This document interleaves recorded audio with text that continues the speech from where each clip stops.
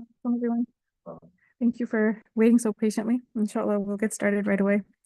Bismillah ar-Rahman ar-Rahim. Alhamdulillahi Rabbil Alameen. Wa sallallahu ala Sayyidina Muhammad wa ala alihi wa sahbihi wa sallam. نوينا التعلم والتعليم والتذكر والتذكير والنفع والانتفاع والإفادة والاستفادة والحث على التمسك بكتاب الله وسنة رسوله صلى الله عليه وسلم والدعاء إلى الهدى والدلالة على الخير ابتغاء وجه الله ومرضاته وقربه وثوابه سبحانه وتعالى وصلى الله على سيدنا محمد وعلى آله وصحبه وسلم. In the name of God, the most compassionate, the most merciful, all praise is due to God, Lord of the worlds, and peace and blessings be upon our Master Muhammad and his noble family, companions, and followers. We intend to learn and to teach, to remind and be reminded, to benefit and be benefited, to improve and be improved, and to encourage holding fast to the book of God and the way of his messenger, and to call unto guidance and to direct towards good, hoping for the countenance of God and his pleasure and his proximity and his reward. And peace and blessings be upon our Master Muhammad and his noble family, companions, and followers. Ameen. So it's been, alhamdulillah, a bit of time since the last time I've been here, so it's nice to be here again. And also I want to thank everyone because I know that this is the hour before Maghrib, and I think in other years we actually, if it fell that way, we did it online only, so people could just go straight from class to iftar. So for those who are here in person, thank you very much, major sacrifice. And for those who are joining us online, barakallahu fikum. Inshallah, I pray that this class and these classes are of benefit to us all. For this year's Ramadan series, I wanted to look at a book that just came out or just got published this year. It's called The Kingdom of the Heart. I'm going to show it to everyone. And it was originally written by Habib Umar, but it is translated by Dr. Amjad Tarsin, or Ustad Amjad Tarsin. And Ustad Amjad is a teacher, he's an instructor. He used to be at Seekers Hub, and now he's at Maqasid Institute. And he's done a beautiful translation. The English is really, really beautiful and readable. I highly encourage people to buy the book if you're interested, because I feel like it's something that will benefit any family library. The book is divided into 30 sections. Every section is very short, and each section can be read on a day of Ramadan. And it was written so that we could benefit from it in the month of Ramadan. And the Kingdom of the Heart, it was interesting because if you actually Google it or search on Amazon, Christians and other people of other faiths refer to the heart as a kingdom also. Muslims are not the only ones who refer to the heart as a kingdom. And but we have our own framework. There's books called Kingdom of the Heart, and it's written about Jesus, and it's written about Christianity, and it's written about and actually more than one, and for Christian authors. But this one, alhamdulillah, is from Habib Umar. And because it's 30 chapters and we only actually have 4 sessions together, we're not going to go through it super thoroughly because that would actually expand on what he's written more. But we'll try to, I'm going to selectively choose. So for today's session, my goal, if I can use my time wisely, is to get through the first 4 chapters of the book. And we're actually on the 4th day of Ramadan. And we'd actually be caught up to speed for those who are interested. Also, this book arrives next day from Amazon, and it's only like $13. So it's a good investment. With that said, I actually wanted to start with his own introductory paragraph. And he says, Allah has placed unique qualities within the human being that make him distinct. Within every human being is a kingdom. The heart is the ruler of this kingdom, and the rest of the body are its subjects. If the heart rules with justice and excellence, the body will perform good actions and the kingdom will flourish. This is his own sort of like preamble to what he begins. And the class is called Gems from Kingdom of the Heart because I want to focus on the Quranic gems within it. And I'm going to share my screen, and hopefully you guys can all follow along as well.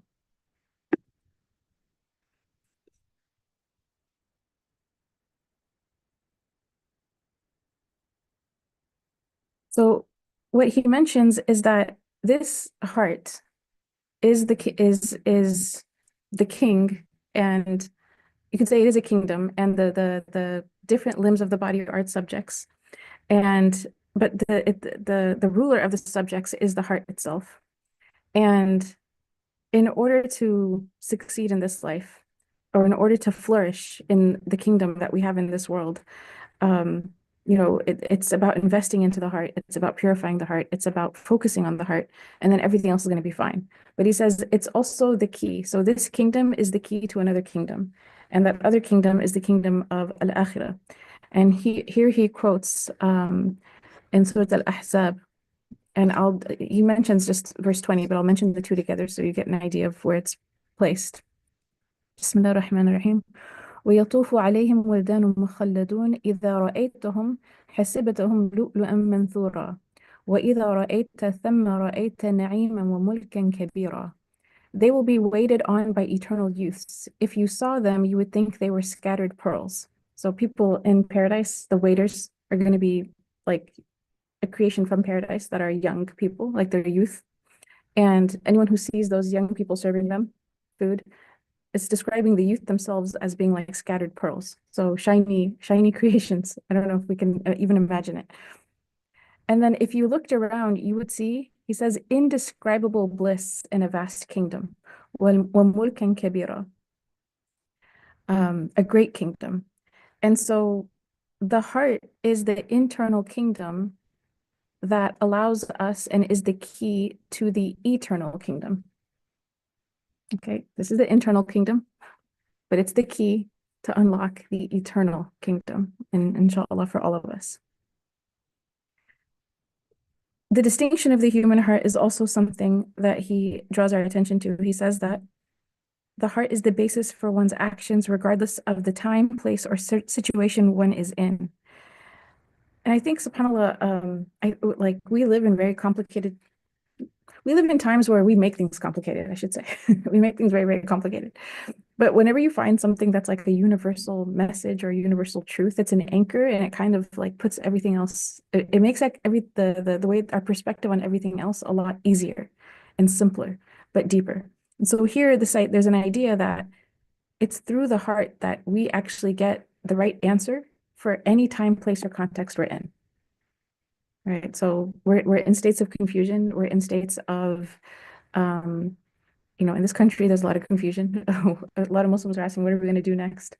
And, a lot of times we're really focused up here, like strategy and planning. And that's not bad because the intellect is connected to the heart. But there's like the ruler, we can't replace the two. We can't say like my mind is going to be the ruler and then my heart will follow. No, the heart is actually the one who rules. And the heart is connected to the mind. So the heart has its own perception as well and has its own capacity to reason.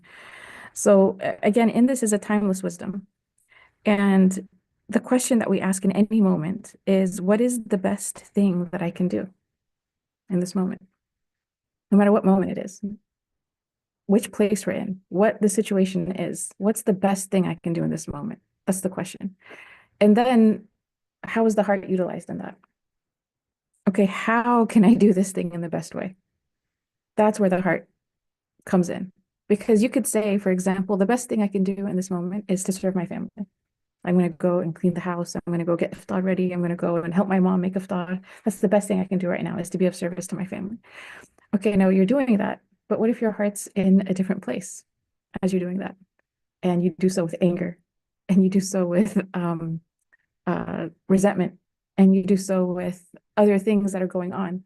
So yes, the outward action, you're able to reason and get to this idea of this is inshallah the most rewarded thing I can do.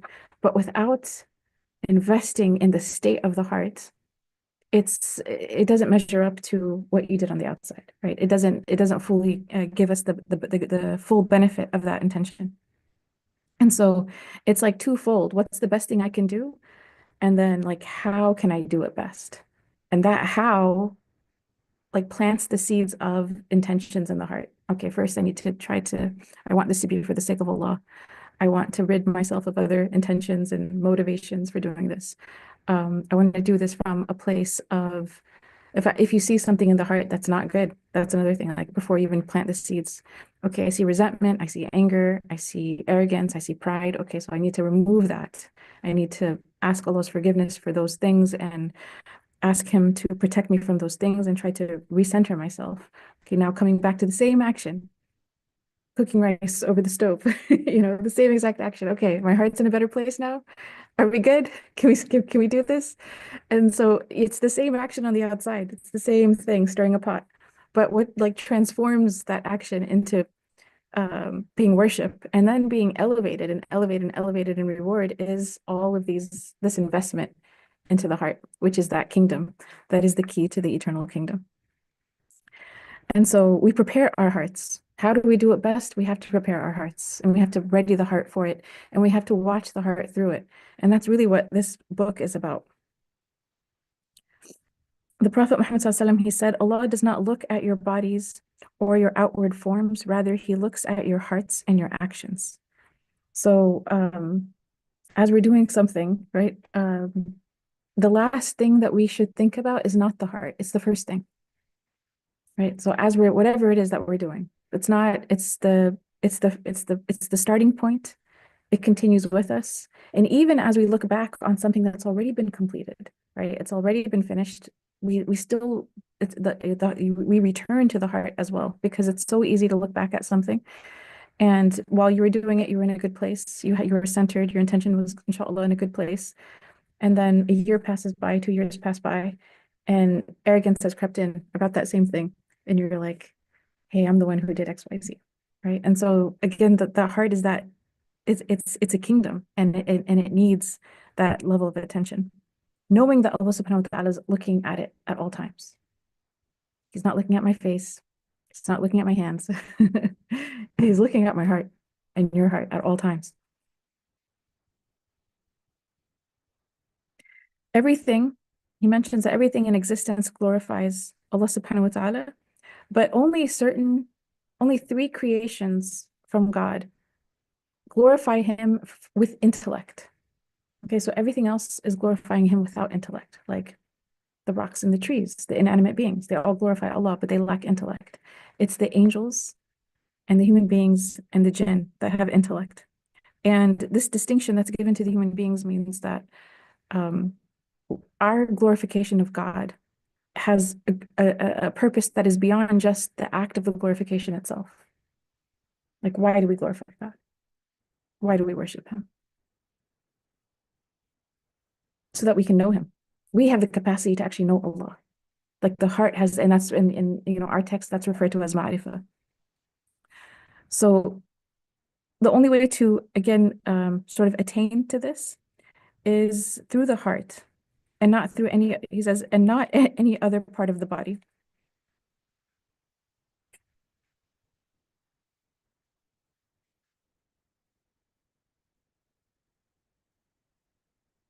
So he mentions two verses here, and these are two verses that I think are going to be one of the gems of focus. ولا تكونوا أعوذ بالله من الشيطان الرجيم بسم الله الرحمن الرحيم ولا تكونوا كالذين نسوا الله فأنساهم أنفسهم أولئك هم الفاسقون لا يستوي أصحاب النار وأصحاب الجنة أصحاب الجنة هم الفائزون. And do not be like those who forgot Allah, so he made them forget themselves. It is they who are truly rebellious. The residents of the fire cannot be equal to the residents of paradise. Only the residents of paradise will be successful. So these verses reflect on or are calling our attention to not being negligent of God. So like, good to see you guys. Mashallah. I'm sad I didn't bring my daughter. She would have had fun with you guys, or maybe distracted you guys from class, but she would have been happy to be here. So this concept of don't be like those who forgot Allah. So he made them forget their own souls. The word that's used here is فَأَنْسَاهُمْ أَنفُسَهُم. And the root, again, is the same as from like when we talk about the nafs. The nafs is the self, right? The ruh is the spirit. Usually it's translated as the spirit. And then the qalb is the heart, the Arabic word that's used for heart. So can I ask if anyone here from previous classes at Majlis or Shaykh Fuad's classes, maybe my husband's classes, what is the relationship between the ruh, the qalb, and the nafs? And I see a healer in the room, so we can't answer. So that's like cheating. So, the ruh, the qalb, and the nafs. Because we talk about purifying the heart, and we talk about purifying the self, the nafs, right? Any thoughts? Guesses are welcome. Maybe there's two meanings for this. One is like the lower self, that maybe also be translated as just the self or the higher self. And I think some people say that the soul rests in the heart. So I think like the heart and the soul, the part they can be part of that or self. Very interesting. Okay. I wasn't even thinking physical, but that's, yes, I wouldn't even know. That's a good one to look up. MashaAllah. But yeah, the nafs in terms of the lower self or the different states of the self are reflected in the nafs. Usually when we say nafs, we're referring to the lower self, but the nafs has higher states and can have a highest state as well. So, and the Quran talks about like the different states of the self, and books in our tradition talk about there's 7 states of the nafs, and others will say 3, others will say even more than 7. But this idea that the nafs can be elevated into better places within itself. So so there's an understanding of the self from that. How is it connected to the heart? How is it related? I won't say connected. Connected, I don't physically, I don't know, Allahu A'lam, but like on functionally, what's the relationship between the nafs and the heart? And then one step further is the ruh, which is the spirit. Okay, I don't want to keep you guys because we have a very short amount of time. So we discussed before, the ruh is already completely devoted to God. The ruh of every human being is already 100% devoted to Allah, and it is in that the primordial ruh actually witnessed God and said, when Allah asked us, Alastu bi rabbikum, right? The arwah of all human beings responded to him, and they said, Bala shahidna. They said, of course, and we witness. So the ruh of every human being. Muslim, it's really hard to imagine that, by the way, sometimes. I'm like, the ruh of Trump? I'm like, yes, because the ruh of Netanyahu, because that's the sort of like the proof of God against the human being, is that you've already witnessed God. The human being in its most essential self has already like testified to the truth of Allah's lordship over them. So that is like in the person's most like fitri essential self, they have that in them. The qalb is related to the ruh in what way? The Prophet Muhammad SAW, he described to us that when we do good deeds, for example, it puts a black dot on the heart. When we make tawbah, then it actually polishes the heart and it gets rid of that black spot that was placed there, right? And some hearts can be completely covered up. The Quran describes this, like totally covered up with bad deeds, rust. They never said sorry. They never made tawbah. They never turned back. So that heart's so covered that it's totally veiled, and because it has persisted and persisted and persisted in disobedience. So when it's veiled, what is it veiled from? It's actually veiled from being able to see and witness reality as it is. It's also veiled from the calls of its ruh to repent. Does that make sense? Like the ruh has an effect on us. Like I said, it's the part of us that's already 100% devoted to God. So the heart, when it's chosen to do things that is displeasing to God and persisted in it, gets covered up. Similarly, how is that related to the nafs? Well, the nafs is something inside it's in the human being as well, but it fluctuates. It's not like the ruh. The ruh is devoted. The heart is, you could say, like, I don't call it the nerve center, but it's the intermediary. It makes the decisions. It receives from both the ruh. It can receive from both the ruh and the nafs, but it makes the decision. And so when it makes the decision, either the nafs will elevate or it will go lower, right? And it makes a decision and it makes the power of the ruh inside them stronger within the heart. So then it can receive things. They say that the soul has all the secrets of the universe captured within it already because it existed in that realm.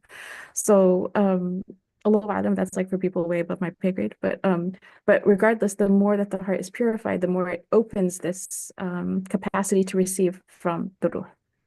Right. And it's often described as like, purifying the heart is often described like polishing a mirror. right? Like the more a mirror is polished, the more light it can reflect, the more goodness it can receive. And similar to if there's like a very clear lake, right? And the clear lake that's on this earth, it's a creation. It's made of just water. It doesn't have pollution in it. And yet, if you've ever seen images where like there's a clear lake that's on the horizon and it reflects the sky, right? And it almost looks like exactly the same, but it's not the same, right? Because the sky is vast. It goes off forever and ever and ever and ever. But the reflection inside the lake of the sky is really clear. And so that's like the heart. The heart can reflect really amazing things like the Quran, for example, which is the speech of God and one of his divine attributes. But the heart is created, the Quran is not created, right? But it still can reflect the Quran. The beautiful names and attributes of God, right? When we think about those beautiful names and attributes, if the heart is very, very pure, it can reflect, right? These beautiful names and attributes. It's a created being, so of course it can never be those attributes, but it can be a reflection of those attributes. And the purer the heart, again, the more pure that reflection comes within them. I need to go much faster than I'm going. So we are going to continue. So he says, do not be like those who forgot Allah, so he made them forget their own souls. And something that's really interesting is if I tell you right now to just think about the state of your heart, just close your eyes for a second and think about the state of your heart and um, like what its intentions are or are not, what's there of good or not good. As you do that, you cannot help but remember God because it's in relationship to God. What you see in yourself is always connected to this idea that God also sees it and he knows its reality. And there are realities to my own heart that I cannot see. There's things I can notice and there's things that may be there that I just don't notice. But there's one who does notice and sees them all, and that's Allah subhanahu wa ta'ala. So part of it is the more we focus on our own hearts, the more we actually get to know God and get to remember God and to be with God. And when we don't think about our own hearts and we don't think about our own souls, we forget Allah subhanahu wa ta'ala. So it's both ways. When they forgot Allah, they forgot about themselves. Also, if you forget about yourselves, you'll forget about Allah, like the state of yourself, the spiritual state of yourself.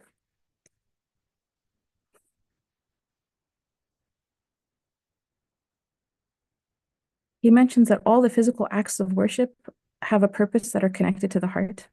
And these are mentioned in the Quran. The ritual acts of worship, whether they are, especially in the sacred seasons, they help us to overcome this negligence and heedlessness.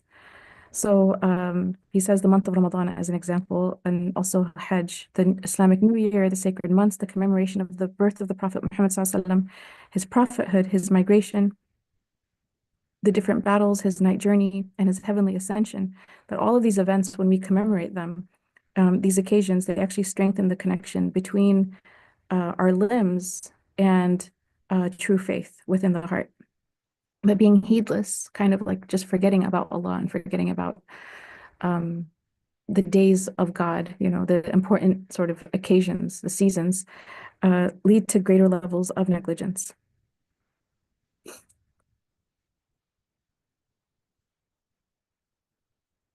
So he says, therefore, the believer needs to understand completely that Allah's gaze is upon his heart. And again, this is connected to both. This qalb is also similar. It's like the nafs in that it changes, right? So the nafs, the state of the nafs can change, the state of the heart can change. But what determines whether or not the nafs elevates is actually decisions that we make. And those decisions come from the heart. The heart makes a decision, and then the consequences of that decision appear in the heart as well. So a person, every time we choose to do something that is pleasing to Allah subhanahu wa ta'ala, that allows light to enter the heart. And every time we choose to do something that is displeasing to Allah, then that allows darkness to enter the heart. And so that choice that is, you can say the heart itself is the king and your limbs are the subjects. Whatever decision you've made in your heart is what your limbs will end up following. So focusing on the heart helps to ensure that the rest of the body is sound.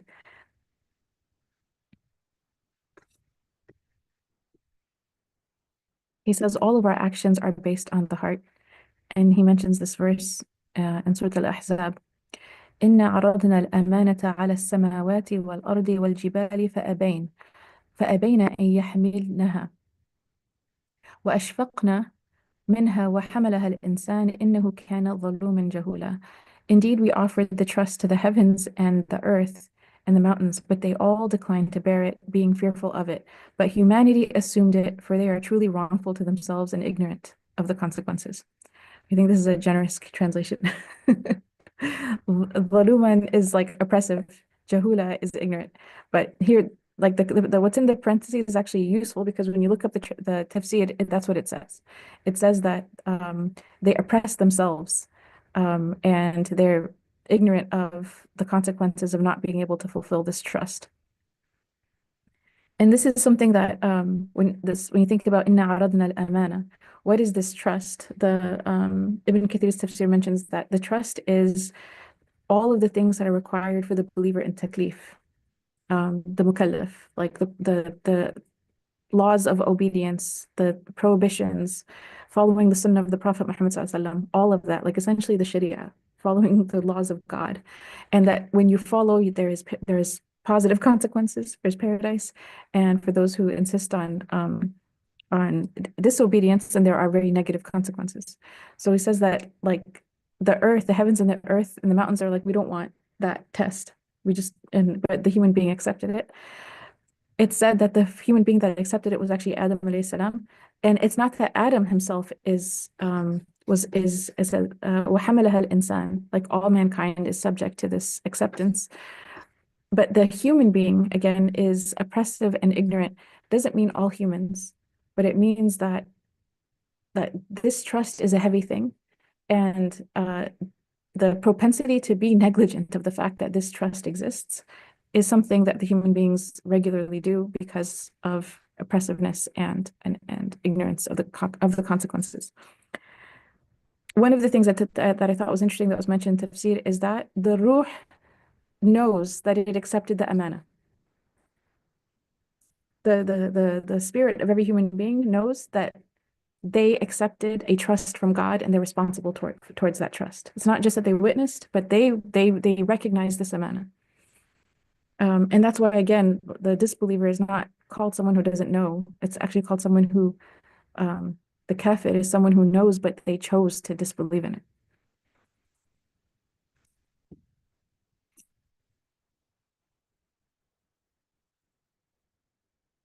What's also interesting about this when you read conversion stories, there's a book that's by Michael Sugich called Heart's Turn, and conversion story after conversion story, and it's stories of people telling the story of how they became Muslim, is a calling in their soul that they're responsible to the one who created them, and they're just trying to find out the way to go back to the one who created them.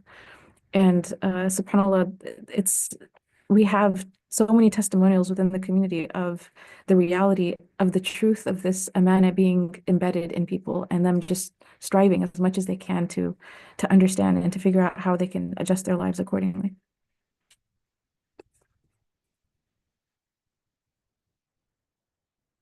And he talks about how the hearts are connected to understanding, to seeing, to hearing, essentially to benefiting.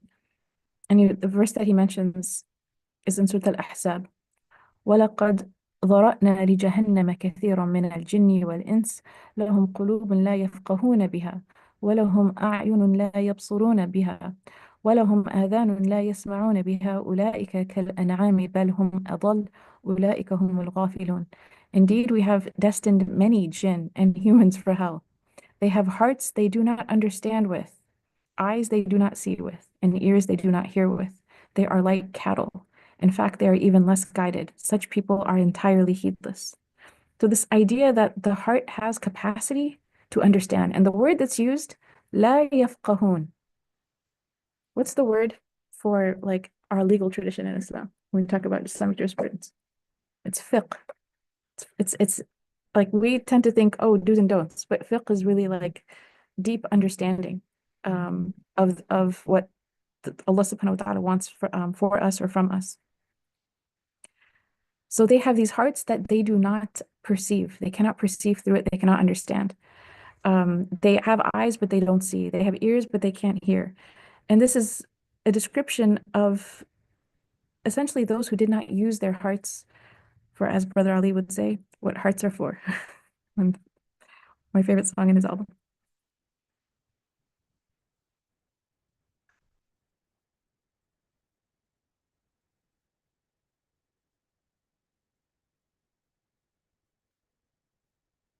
I cannot believe it. Okay, I'm gonna start skipping because it will take, I want us to get through more of it. Um, so he mentions that the rectification of the heart calls for a study of the forces that Allah subhanahu wa ta'ala has designated for the heart. So the heart can be moved by certain forces. Many times we recognize these forces as emotions. He identifies two. He says anger and he says desire. And essentially he says that there are ways to have these two emotions in the heart and it actually leads to something good. And there's ways of having these in the heart and actually leads to something bad, negative consequences. And he says, wisdom is to be able to distinguish this thing that's in my heart. Is it causing khair? Is it leading to something that is beneficial for me or others that's going to be rewarded? Or is it leading to something that the consequences are going to be negative and bad? So he mentions anger. Anger is actually a force that helps us to fulfill our duties, right? Anger is a force that helps us to clean. I don't know if you've ever cleaned your house with the rage, but it's actually you're drawing on anger. Anger is the emotion that helps us to stay diligent in the things that we need to do and to keep moving on to the next thing. And so it produces courage. It produces when we see something that would anger Allah subhanahu wa ta'ala, if it's in the right place, it also angers us. So oppression of people, right? People who are harmed in any way, if that angers us, that's good because that also angers Allah subhanahu wa ta'ala. So anger is in the right place when the thing that we are angered by is in unison with what causes the anger of God. And then how do we respond? Okay, so to rectify the wrongs that we see, right? That's islah comes from that as well. And many times when anger is in the wrong place, we think we're doing islah, but actually we're causing more harm. And that's where wisdom comes into play. Really being able to say, are you making it worse? Or are you helping it get better? Is this constructive or is this destructive? When it's from shaitan, when shaitan gets hold of anger and moves it to the wrong place, it will often be destructive. Tear it all down, destroy it all. But in the right place, it's let's see what we can do to build this and to heal something, fix something. He mentions that anger is also used to purify the greed of the lower self and balance one's desires so they do not cause a person to transgress. Anger in the right place actually produces generosity, magnanimity, forgiveness. Again, excessive anger makes a person reckless and harmful, similar to a predatory animal that might attack anyone who comes near them. The absence of anger is also a problem. So we don't want to not have anger. So the absence of anger can lead to cowardice, feeble-mindedness, where a person just follows anything right or wrong. They have no moral sense of, or sort of, courage in that situation to stand up for what's right. So anger is necessary, but it needs to be balanced.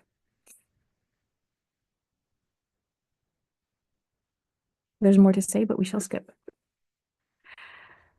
From the gems in this chapter, he mentions, do not follow what you have no sure knowledge of. Indeed, all will be called to account for their hearing, sight, and intellect. And here, again, he was just saying the point that he was making is that our hearing and our sight is connected to our intellect, and our intellect is connected to our hearts.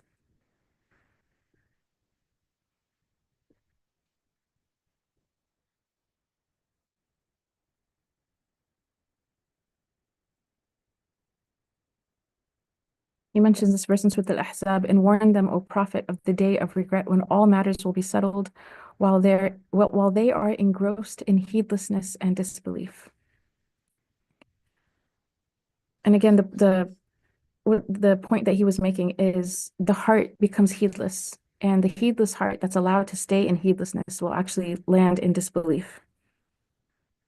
And not even out of like, because they need to be a disbeliever.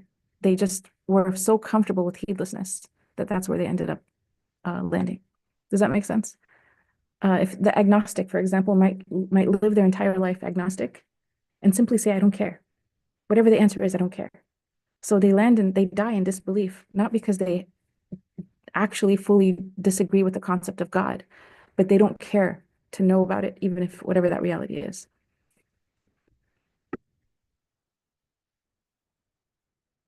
So when he talks about the ways that the heart is affected, he mentions different actions. Fasting, for example, fasting is something that has a really powerful impact on the heart. And again, he says, what's amazing is there's two narrations. Whoever fasts Ramadan faithfully and in anticipation of reward shall be forgiven his previous sins.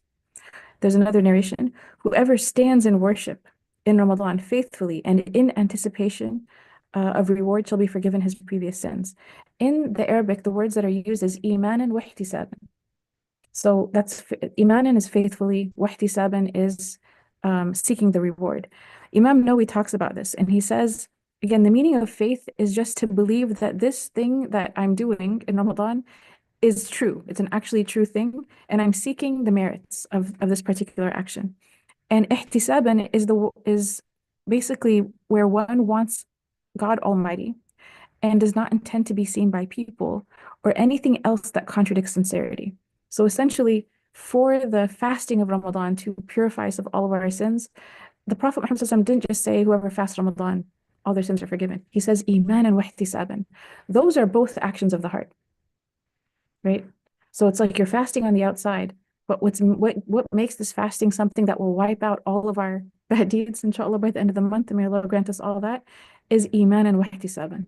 So recognizing and believing in the merit and the reward of this month and the fasting that we're doing in it, and seeking Allah in it. Like, I'm doing this because I'm seeking your pleasure. I'm doing this because I'm seeking proximity and I'm seeking reward. That intention, doing so with this intention, is what actually causes all the bad deeds to be removed. In the other one, it's whoever stands in Ramadan. And so here he's talking about the tarawih, right? So the qiyamul layl that people do, or the tarawih that people do. If they're standing, again, iman and wahtisaban, I'm doing this because of Allah, not any other motive. And there are many motives that can enter the person's heart. They could be, I'm going to go so that everyone knows that I'm going to the masjid every night, riyah, to be seen by people. Or to, he says, any other thing which would contradict sincerity. So really, really making it that this is for Allah. There are side benefits. There's health benefits to fasting. There's there's maybe someone intends to lose weight in the month of Ramadan. That's fine, as long as that's not the purpose of the fast itself. Those are just side benefits they might be looking forward to. Unfortunately, I did not get even to chapter 3, and that's the one I really wanted to get to. And it's about the tongue and its effects. I'll just say this because we are talking about fasting, and the connection of the heart in the prescribed acts of worship. So when it comes to our prayers, Allah subhanahu wa ta'ala mentions in the Quran, Inna salata tanha anil fahsha'i wal munkar. That indeed prayer, here you have the translator put the word genuine prayer, should deter one from, or it's, okay, the literal translation is truly prayer deters or prohibits a person from indecency and wickedness. And what he mentions is that if you look at prayer itself, there's nothing in prayer that stops a person from doing bad deeds outside of prayer. There's nothing like specific to it. But it's when they actually pray with their heart, the genuine prayer, then the effects of the prayer are such that the person stays away from doing the things that are displeasing to God.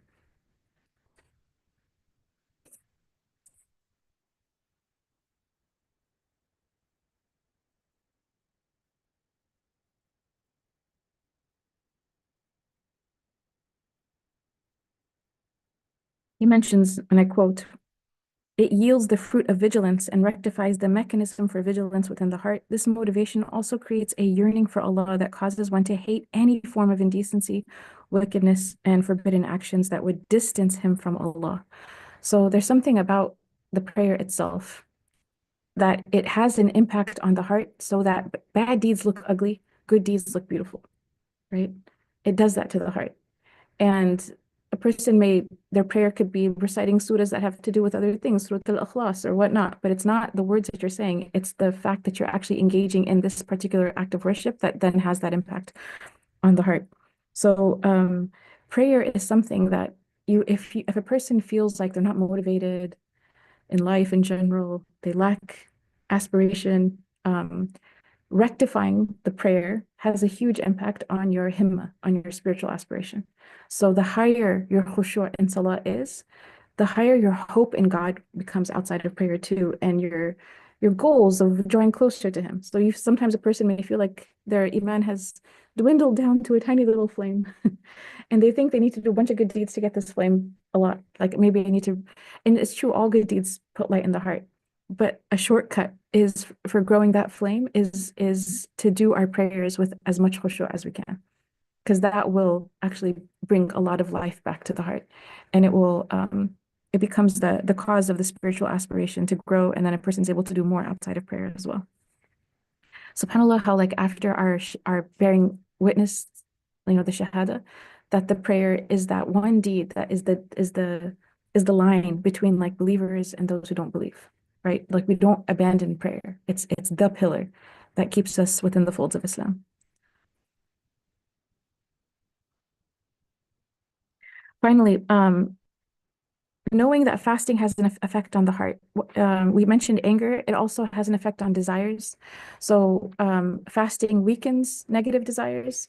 The desire to overeat is something that we have to pay attention to, because at the time that we're actually making our iftar, most of us are not, our stomachs have shrunk and we get full very fast. But because our eyes are hungrier than our stomachs, we do things we regret at iftar time. So this is just a reminder, is that fasting actually weakens the desires, sort of excessiveness. And whether that's desires towards the opposite gender, or whether that's even the desire to talk, because speaking is a desire. Nobody wants to talk when they're fasting. Like they don't have the energy to argue. They don't have the energy to do a lot of things that they would normally have the energy to do. So fasting is something that tames these desires, and it actually shows us how to have moderation in them. So when we break our fast, if we eat according to like what we're going to be comfortable with, you're most likely following the sunnah of the Prophet Muhammad ﷺ, which is 1/3 drink, 1/3 food, 1/3 you leave empty, right? And you're comfortable, and you get up and pray, and you can focus because you overeat at the time of iftar. And then it's time to go and what happens? You're standing and you're like, I cannot hear anything that is being said. It could be the most beautiful recitation, but it had an effect. The physical action of overeating at iftar had an effect on the heart. And then inshallah, we still get reward for doing the tarawih, but like we kind of like veiled our capacity to really benefit. Like we put layers over the heart so that it can't really hear the Quran the way it could have heard on an emptier stomach. So this is how, subhanAllah, like again, even in the prescribed outward deeds, there's always a relationship to the heart. And fasting, one of the big things that fasting does is that it moderates desires in general, and it shows us what they need to have been in the first place. So if I have less energy talking in Ramadan because I'm fasting, we get used to not talking as much, or we are better at watching our speech, which is the next section. Inshallah, we won't get to this time. We'll get to next time. That's affected by like attaining the goals of the fast, which is to have taqwa of Allah subhanahu wa ta'ala. When Allah subhanahu wa ta'ala says, "O believers, fasting is prescribed for you as it was for those before you, so that perhaps you will become mindful of Allah." This taqwa, where's the place of taqwa? Where's the place of mindfulness or God consciousness? Oh, what was that? I wanted one of the younger girls to answer. If you feel like taqwa of Allah, or you feel like where does your iman exist? Where do you feel it? In your heart. That is right. That is exactly what we're talking about today. And so fasting does that for our hearts. It makes it so that the iman in our hearts grows, and we remember Allah a lot more. And when we remember Him a lot more, taqwa is usually connected to our deeds and our actions. We obey what He wants. We do more of what He wants. We stay away from things that He doesn't want. So, have you noticed when you fast that you think about Allah a little bit more often? Hmm.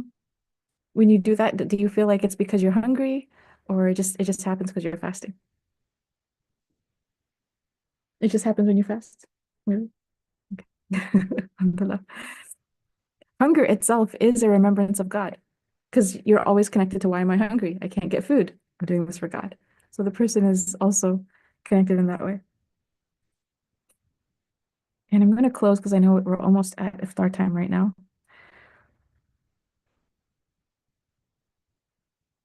Going back to this idea of iman and wahtisaban and investing in the state of our hearts in actions and asking our hearts, as we said in the very beginning, like, what is the best thing that I can do right now? Okay, there's an answer. You will have an answer. What's the best? Not can I do this? Can I not do this? You won't have the answer to that. Most things are a little bit ambiguous and gray. Where like don't know if I'm allowed to. You need to go ask a scholar, and you'll get a legal answer. But the question of in this situation, what's the best thing I can do? That best thing is usually a very clear answer that we can think of, right? And then the second question is, okay, so how do I do this best thing in the best way? That always is going back to the heart and investing in the heart. And if you take a line or a message from even that hadith about iman and wahtisaban, is I have to do whatever I'm doing with faith, and I have to do whatever I'm doing seeking God's pleasure and his proximity and his reward. And that's the way that same mundane thing can be transformed from um, something simple and unimportant to actually being a heavy good deed for us, and something that is powerful in our relationship with Allah and powerful in even purifying our hearts. But he does mention that when good deeds emanate from believing hearts, this holds more sort of like weight with Allah subhanahu wa ta'ala. When a believing heart does the same deed, when we're doing that deed wholeheartedly, the reward for that is so much more. I feel like I am missing so much because I prepared for 2 more chapters and I was just getting started on these and I did not realize how much time it would take. So inshallah, next week I'll be better prepared. Less is more. And whatever I said that's beneficial is from Allah subhanahu wa ta'ala. Whatever I said that's wrong and mistaken is for myself and shaitan. We'll just close with dua. Bismillah ar-Rahman ar-Rahim. اللهم وفقنا لما تحبه وترضى واجعلنا من عبيدك السعداء وأمتنا على كلمة الهدى علمنا ما ينفعنا ووفقنا للعمل بما علمتنا به واجعل ما نحن فيه خالصا مخلصا لوجهك الكريم آمين يا رب العالمين. اللهم اجعل تجمعنا هذا تجمعا مرحوما وتفرقنا بعده تفرقا معصوما لا شقيا منا ولا محروما وصلى الله على سيدنا محمد وعلى آله وصحبه وسلم. O God, give us success to attain what you love and are pleased with. Make us amongst your felicitous servants. Allow us to die on the statement of guidance. Teach us what will benefit us and give us the success to act upon what you have taught us. Make that in which we are engaged pure and devoted to your noble face. Ameen, O Lord of the worlds. O God, make this gathering of ours a gathering enveloped in mercy, and our parting thereafter, a parting of our sins purged and forgiven, not one of us wretched or deprived, and peace and blessings be upon our Master Muhammad and upon his noble family, companions, and followers. Ameen. Barakallahu fikum, and inshallah see you guys next week. Assalamu alaikum.